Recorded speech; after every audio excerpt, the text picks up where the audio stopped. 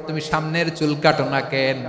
আবু মাহাজুরা বলে, আমি হাঁটু গেড়ে পেয়ারা নবীর সামনে বসেছিলাম, আমার এই মাথার চুলের মধ্যে মুবারক হাত লাগিয়ে বিশ্বনবী নিজে আমাকে আজানের প্রতিটা বাক্য শিক্ষা দিয়েছেন। বিশ্বনবীর মোবারক হাত, পবিত্র হাত আমার মাথার চুলের যেই জায়গায় লেগেছে, আমি চাই ওই চুলগুলা নিয়ে আমি আমার কবরের ভিতরে যাব।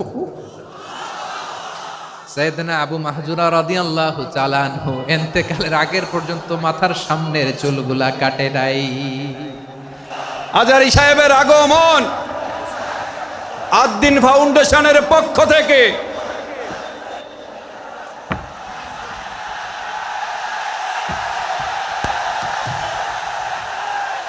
লিল্লাহে তাকবীর, লিল্লাহে তাকবীর।